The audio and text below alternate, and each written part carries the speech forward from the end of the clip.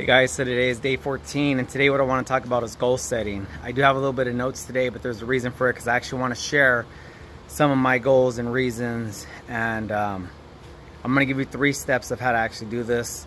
I don't want to say properly, but how it's been working for me. So obviously the first thing that I set out to do was finish these 30 days of videos. That was my goal to set out. And if you notice from yesterday's video, I was a little bit tired. It was a little bit late in getting that video out. It was about 9 p.m. my time. And I really don't know if it's better to just put out the content to stay on my 30 days, or if it would have been better to, you know, just forego and have more enthusiasm and be more into it and wait. You know, maybe you guys have some feedback for me on that, whether it fell a little bit short because of lack of emotion or lack of enthusiasm behind it, or whatnot. But I think for myself, it was important for me to just make sure that I put that day out and I stayed on my 30-day task, because I know personally that if you stop one day, like working out, you know, I'll get into working out and I'll be doing it good for a week, maybe 2 weeks, and then I take a day off, and then one day becomes 2 and I can make it up. You know, I'll just work out the next 5 days in a row, and I fall off. So for me, I know it's being consistent, but I've realized that consistency set with goals is how things start happening.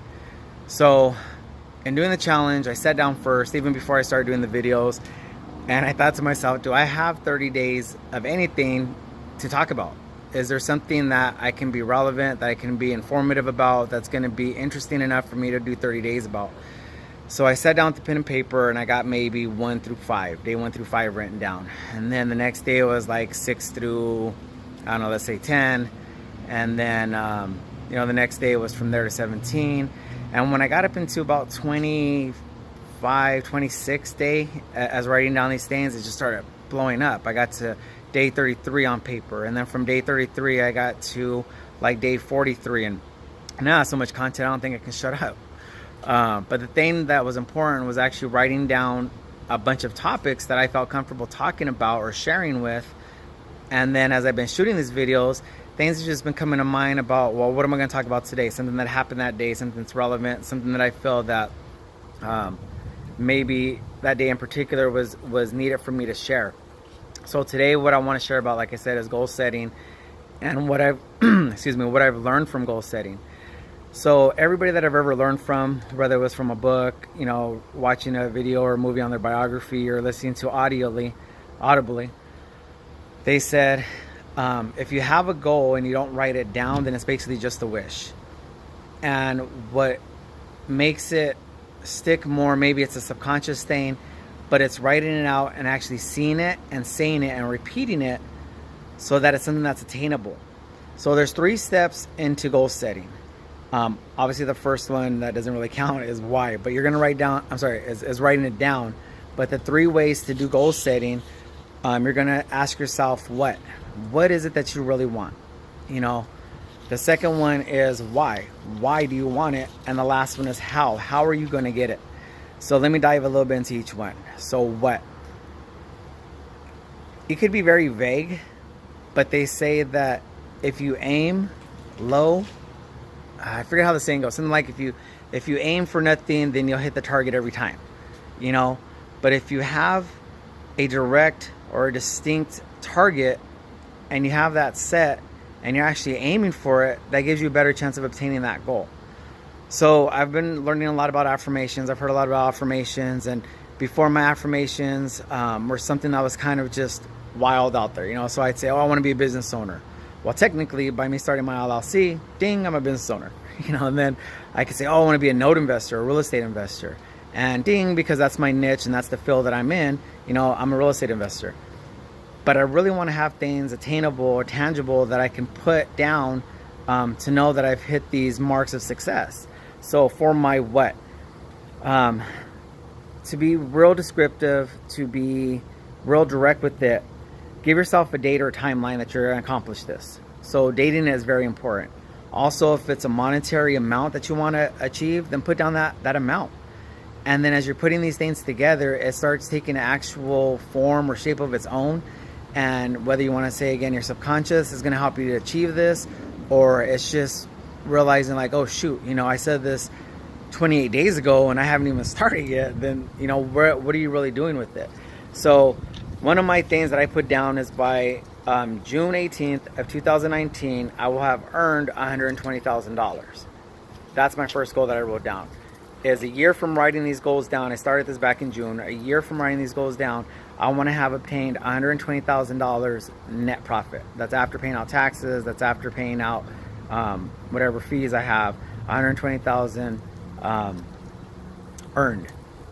And I want, and I'll you know, hopefully, hopefully I'll still be around then to give you a video update on whether I obtained it or not.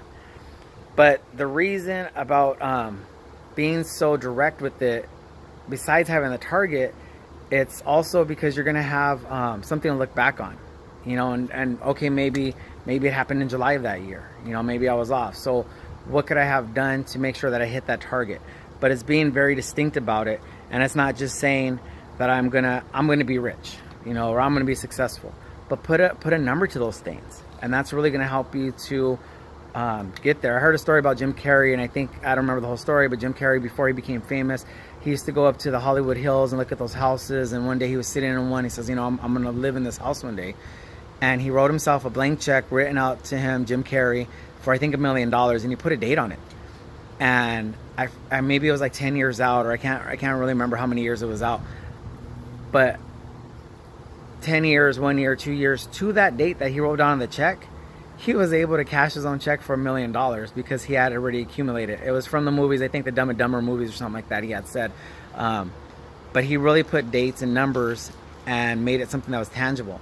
The other thing is on how you're phrasing it, on how you're phrasing these sentences and how you're writing these sentences down. So something I learned is the words that we say and the words that we play with in our head are what our lives kind of come out to be.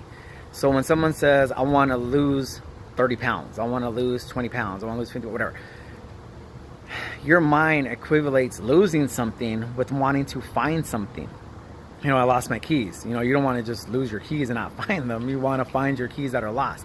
So your mind's like, wait a minute, every time he loses something, he wants to find it. So if you want to lose 30 pounds, you're going to find 50 pounds somewhere else. You know, that's just the way the mind works. So you have to change your way of thinking and use your word processing and saying, I want to get rid of 30 pounds. I want to get rid of 50 pounds, 40 pounds, 20 pounds, whatever. Because then your mind thinks, oh, when he gets rid of something, he gets rid of it. He abandons it. He doesn't want it anymore. He trashes it. He doesn't recycle or reclaim it. He gets rid of it. So, and not only writing them down and being direct and distinct about what you're saying, but also in how you're wording it. And how you're wording it is very important, and how you want to say it. So again, I heard someone, maybe it was Earl Nightingale, I don't remember who it is, but they said people that say they want to make $1 million, they don't understand what they're saying, because the only people that make money are those that work in the mints, and those are the ones that are actually making the bills. Everybody else earns money. So I want to earn $120,000 by June 18th, 2019. You know, I want to earn. So again, it's using the different words. It's using the words that are going to project that in your mind state to help your mind or your mental state, your subconscious state, find out exactly what it is that you need to obtain. So the first one is your what. So what is it that you want? What is it that you want to do? And be direct, be distinctive, and watch the wording as you're writing these down. The second one is your why. Now, your why isn't what you want, but your why is, why do you want that? Why do I want that $120,000? Well, the reason why I want that money is, my why is because I want to retire and be able to do this full time. I want to retire from any other kind of labor intense construction jobs that I have and be able to do this full time. The problem with people's why is they usually have a big butt. I've heard it like that. They have a big butt. You know, well, I want to get into real estate, but, well, I want to learn this, but. So your why has to be bigger than your butt. Well, I can't learn this. I want to learn this, but I don't have enough money. So then how do you get that money to get educated, to get yourself in that position to learn? So my why. Eric Thomas talks about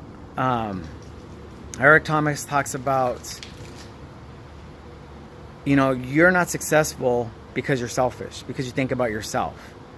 Because if you thought about what she wants to do, it would make you hustle to get that. If you cared about what they want to be when they grow up, if you cared about why she needed you to be successful, that would make you do something. He goes as far as saying that you're so comfortable in what you're doing or not doing that she has to walk past you to go to work while you're playing video games or whatever it may be. So the why. My why is not the same as my wife's why, in the sense that it's something that's the Lord's put on her heart. So one of her whys is to foster babies and toddlers, young kids. She wants to foster them. Not to say that I'm not part of that, because we've talked about it, we agree upon it. But I need to get her a big house. I need to get her enough rooms so that way she can take in as many of these babies as she wants. So my why isn't my why, but it's her why. But it's got to be bigger than my why. It's got to be bigger than my but. Well, I can't do this because, or, well, yeah, I understand what you want, but no, I need to be able to achieve this for her. I'm trying to do this so that way I can get that big house with those bedrooms. So that way, my why is why, because I want to have her be able to take in these babies. I want her to pour into these babies and these kids. And that's part of my why. It's bigger than what I want to do. Yeah, I want to retire. Great, whatever. I can retire in X amount of more years from my regular job, but that's not going to help her achieve her why. So my why doesn't just do what I want to do. One of my older boys, he just turned 9 today. It's his birthday. Happy birthday, Joe. But he's big into baseball right now. Little League. He loves it. He loves it. And I don't want to say, oh, mijo, we can't do this because I can't afford a training coach for you. We can't do this pitching because I can't afford. My why is him. I want to be able to do it for him. So a why that I have is because Melissa and myself want to be financially independent, financially literate, and financially responsible. We'll become the lenders and not the borrowers. Again, I'm being direct of why. Why? It's financial freedom, it's financial independence, and to be able to.